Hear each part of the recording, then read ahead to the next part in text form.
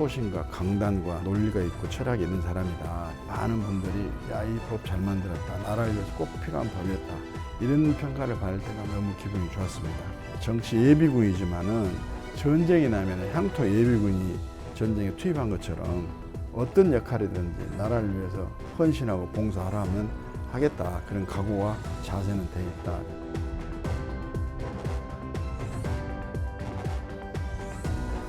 자, 그 사법사상 유례없는 4번의 구속, 또 4번의 무죄 기록을 가지고 계십니다. 야, 이것도 상당히 찾아보기 쉬운 어떤 그런 기록은 아닌데 지난 일이지만 하고 싶은 말씀 많으실 것 같습니다. 전직 대통령 두 분이 이와 관련해서 또 사과를 하신 것으로 알고 있습니다.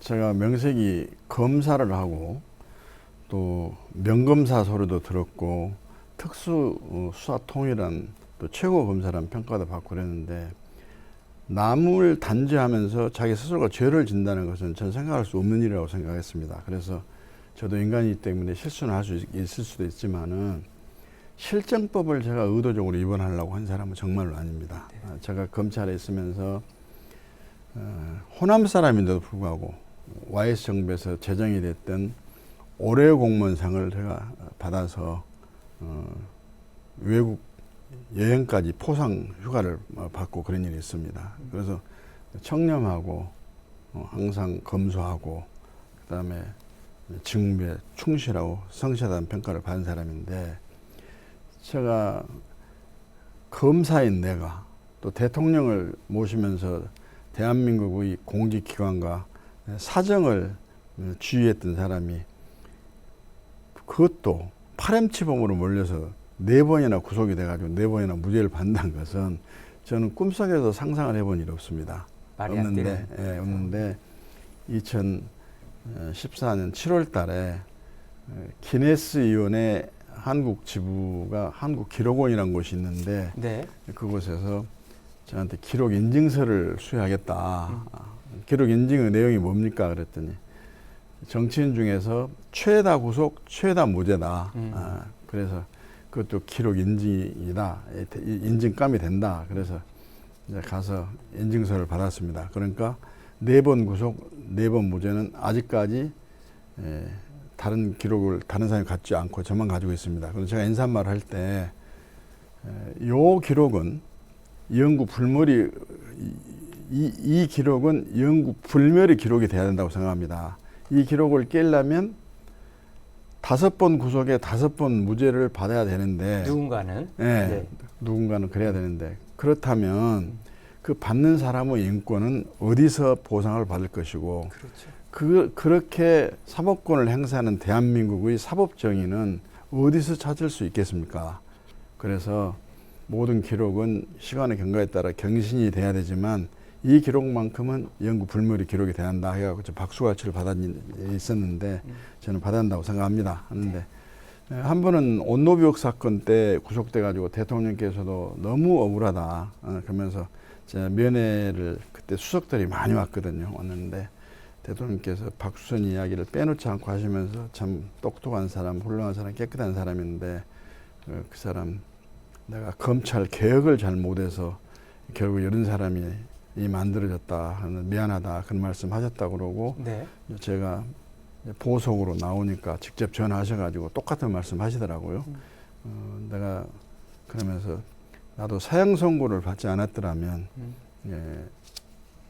대통령이 안 될 수도 있는데 박 의원은 뭔가는 하늘이 단련을 시키기 위해서 일부러 이렇게 실현을 이렇게 고통을 주고 또 그걸 극복하게 하는 것이 아닌가 하는 생각이 든다고 격려도 해주시고 그랬거든요. 네네. 해주시고 그래서 이제 온노비 의혹 사건으로 그랬고 그 다음에 제가 뭐 현대 그룹부터 비자금을 뇌물로 받았다느니 또 부정선거를 했다느니 해가지고 이제 노무현 대통령실에 2번 구속이 됐는데 그것도 전부 무죄 받았죠. 그랬는데 그때 저한테 많은 해유가 있었습니다.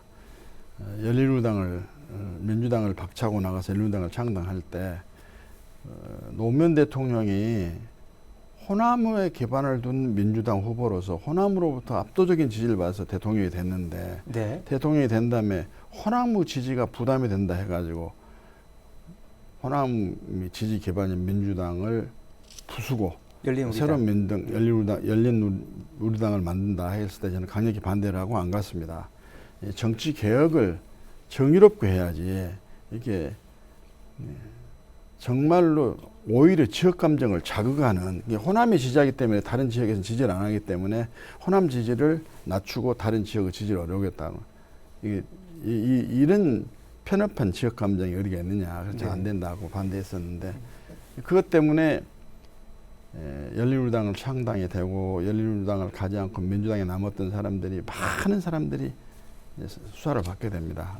한강옥 당시 대표했던 분도 구속되고 하나갑 대표했던 분도 구속영장 청구되고 뭐 권노갑 고문도 구속되고 이운평 의원도 구속되고 저도 구속되고 막 당했는데 그랬는데 그 과정에서 이제 결국 다 무죄를 받고 제가 18대 다시 이제 재기해서 민주당 최고위원이 돼가지고 이제 지도부 일원으로서 봉화마을에 노무현 전 대통령께 인사를 가자고 그래서 갈까 말까 하고 있는데 언론에서는 갈 거냐 말 거냐 하고 또 가면 무슨 말을 할 거냐고 언론에서 관심이 많았죠. 그래서 이제 가가지고 저 대통령께 말씀을 다 드렸습니다. 내가 이러이러한 이유로 두 번이나 노무현 정부에서 구속되고 김대중 정부까지 포함하면 3번의 징역 12년을 구형받은 사람인데 이거 진상조사라도 한번 해달라고 해도 검찰이나 법무부에서는 청와대에서는 걸떠보지도 않고 세상에 현역 의원이 이런 억울함을 당해가지고 이런 고초를 겪을 때 일반 민초들은 얼마나 힘들었겠느냐라고 이것은 진상조사도 거부를 하고 또 이렇게 저를 수사해가지고 무죄의 책임을 지고 징계를 받아야 할 사람들이 오히려 승진하고 영전하는 검찰 인사를 보면서 최후 배우는 노무현 대통령이라고 나 생각한다. 네. 그렇게 이야기했더니 노무현 대통령께서 참 직설적으로 또 그러대요. 미안하게 됐습니다. 민주당과 박수선 의원과는 구별했어야 되는데 참으로 미안하게 됐습니다. 그러면서 앞으로 좋은 일만 있지 않겠습니까? 그러면서 나하고 집에서 소주 한잔 하면서 회포를 푸십시다. 그래서 내가 사실 그동안에 노무현 대통령이 욕을 엄청나게 하고 다녔는데 오늘 솔직히 정치적 이유로 탄압을 했다는 말씀으로 솔직한 신빙을 이야기해 주시고 그러기 때문에 제가 지금부터 다시는 욕 안 하겠습니다 하고 했습니다. 그랬더니 그 다음에 이제 끝나고 이제 차 마시고 내려오는데도 손을 꽉 붙잡으면서 박 의원님 미안하게 됐습니다. 그러더라고요. 무죄 그리고 뭐 구속 무죄 이렇게 상당히 좀 시련도 많이 겪으셨는데 사선 의원 지내시면서 그 중에 무소속으로 2번이나 당선될 수 있었지 않습니까? 그 원동력은 그러니까 처음에 이제 무소속으로 출마해가지고 당선됐다가 네. 이제 17대 때는 열린우리당 안 가고 민주당으로 남았었는데 구속돼가지고 제가 무소속으로 옥중 출마했는데 그때는 낙선을 했고 네. 18대 때 제가 민주당 공천 한번 받았습니다. 그렇죠. 그리고 이제 19대 때는 민주당의 정체성이 중도 개혁 민주주의가 아니구나 해가지고 2015년 15년. 9월 22일 날 탈당을 하고 해가지고 이제 국민의당 창당할 때 참여를 해가지고 그때 거기서 이제 당선되고 그렇게 해서 공천은 민주당 공천은 딱 한 번밖에 받은 일이 없고 국민의당 공천 한 번 받았습니다. 그리고 나머지 또 한 번은 이제 제가 그 선거법 위반으로 수사를 받게 됐는데 나중에 그것도 구속됐다가 무죄를 받았습니다만은 그때 이제 민주당 후보 자격이 없다고 그러면서 탈당을 요구를 해서 내가 탈당해갖고 당당히 무소속으로 나가겠다 해가지고 무소속 제가 당선이 됐습니다. 네. 주위 사람들이 하시는 게 야, 박수선이 보면은 얼굴이 그렇게 팔자가 드세게 생기지는 않았는데 어째서 저 사람이 저런 거냐 그러면서 무엇보다도 그런 시련과 고통을 겪으면서도 포기하지 않고 반드시 재기하고 또 넘어지면 또 일어서고 저 사람은 저력이 뭐냐, 어디까지 갈 거냐 이렇게 말씀하신 분도 있고 그러는데 네. 뭐 저력이나 어디까지 갈 것에 대해서는 저는 생각해 본 일이 없고요. 그냥 옳고 그름에 대해서는 확실히 선을 그으면서 옳고 바른 길을 가자 하는 그런 생각만 갖고 살아온 사람입니다. 네. 회장님은 그 중도 개혁을 추구하시는 것으로 알고 있습니다. 뭐 좀 전에도 중도 개혁 잠깐 이야기 나왔었지만 중도 개혁이 지역 감정 해소의 돌파구가 될 수 있다고 보시는지 궁금합니다. 저는 지역 감정뿐만 아니라 국가 사회의 발전을 위하고 대한민국이 선진국가로 가기 위해서는 국가 분열을 빨리 치유를 해야 되고 그다음에 이념에 의한 갈등이 빨리 치유가 돼야 한다고 생각합니다. 근데 보수나 진보는 각각 국가 발전을 위한 수단으로서의 이념과 가치일 뿐인데 현실에서는 꼭 보수 이념만 가지고 나라가 발전이 되고 사회가 번영이 되는 건 아니고 네. 마찬가지 진보 이념만 가지고 된 것도 아닙니다. 실용적으로 상황에 따라서 보수 이론과 진보 이론을 서로 혼합해서 정책으로 또는 행동으로 보일 때가 절대 필요하다고 생각합니다. 그래서 저는 김대중 대통령께서도 중도 개혁을 주장을 했는데 여기 지금 민주당은 중도 개혁이 없어요. 네네. 아니 급진 진보 그리고 모든 정치, 경제, 사회, 외교, 대북 정책에 있어서 편향된 시각만 가지고는 국제 글로벌 사회 일원으로서의 대한민국의 영속성과 번영을 담보할 수 없거든요.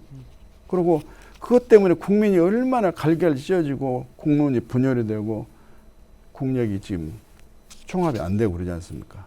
그래서 저는 오로지 실용의 가치에 중점을 두면서 중도라는 개념으로 진보도 필요한 상황이 되면 진보 정책도 활용하고 보수 정책도 필요한 상황이 되면 활용하고 그런 상황으로 가야 된다. 네. 이렇게 생각하고 그것이 바로 지역 통합도 되고 국민 통합도 되고 지역 감정을 해소하는 길도 될 것이다. 나는 그런 생각을 갖고 있고. 네, 그 회장님 검사 생활 한 20년 정도 그리고 또 정치도 한 20년 정도 이렇게 하신 걸로 알고 있는데요. 국민들의 그 눈에 검사, 정치인 어느 쪽으로 이렇게 비춰지는 게 더 좋으십니까? 아마 뭐 저는 검사직을 떠난 지가 지금 25년이 다 됐습니다. 네. 검사를 직을 떠난 이후에 검사로부터 부당한 구속을 받고 또 당하고 뭐 검사로부터 부당한 구속을 당하고 그런 과정에서 완전히 검사의 세포라고 그럴까? 네.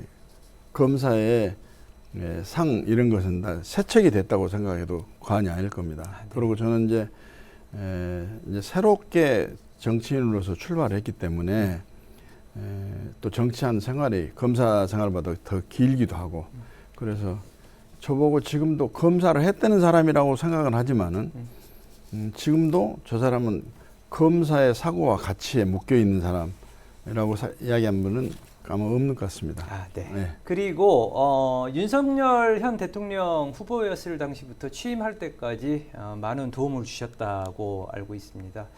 도와주신 계기가 따로 있을까요?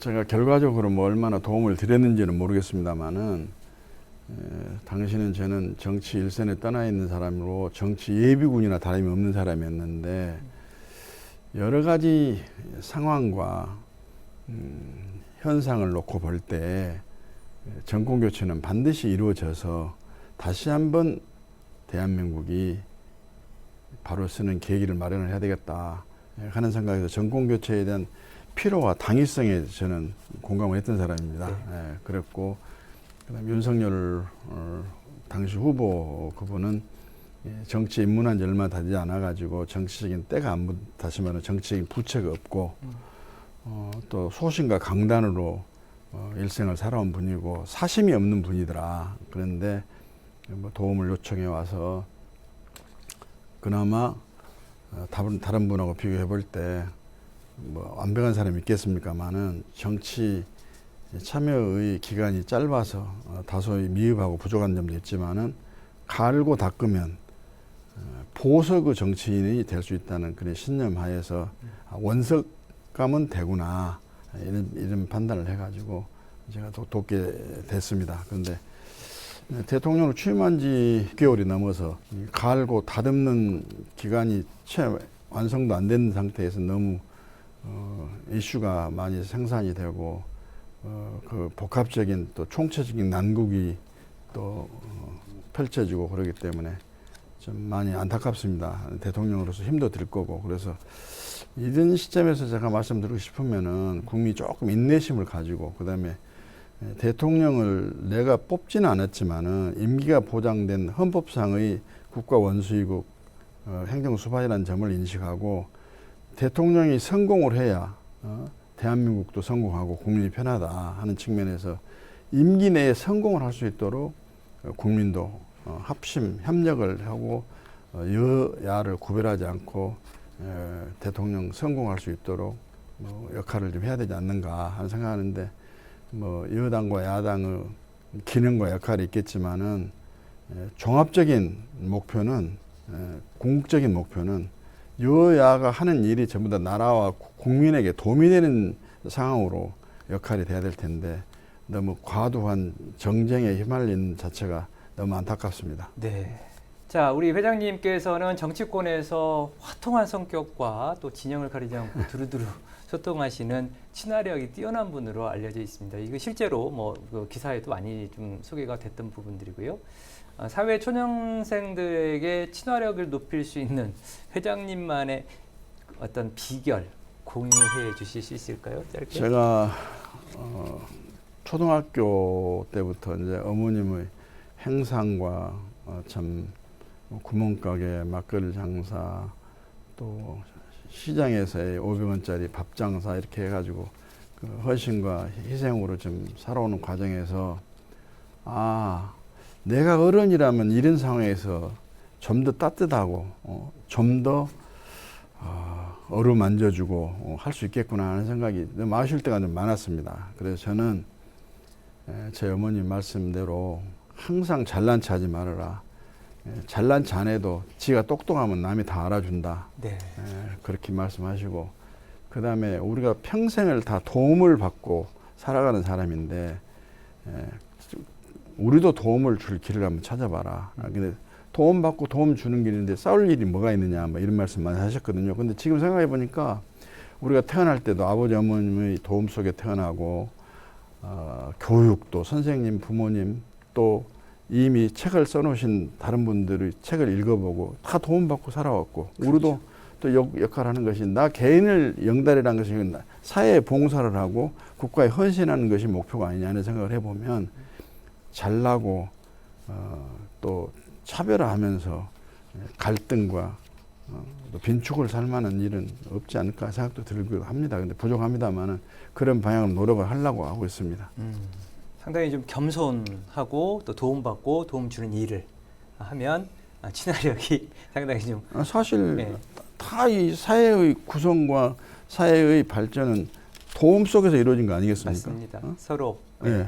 공감하고 네. 또 더불어서 함께 사는 네. 이런 삶을 추구한다면 친화력은 자연스럽게. 그렇습니다. 아니 맛있는 음식점에 가서 우리가 가서 돈 주고 사 먹다 할지라도 맛있는 음식을 주셨기 때문에 우리가 기회를 얻었다는 것은 도움을 받는 거고, 또 이제 영업하신 분들은 손님이 있어서 맛있는 음식을 파니까 그 도움을 받는 거고. 감사하다는 마음. 예, 모든 것이 감사의 연속이고 도움의 연속이다. 저는 그런 생각을 갖고 있기 때문에 네. 남에게 불필요한 자극을 줄이고 언행은 좀 삼가해야 되는 거 아닌가 이렇게 생각합니다. 네. 자, 회장님, 이제 대한민국을 이끌어 나가는 세대는 30대, 40대, 50대도 있겠지만 저는 좀 청년들에게 특별히 이런 부분은 좀 회장님께서 말씀해주고 싶다라는 부분이 있다면 이야기 좀 해주시죠.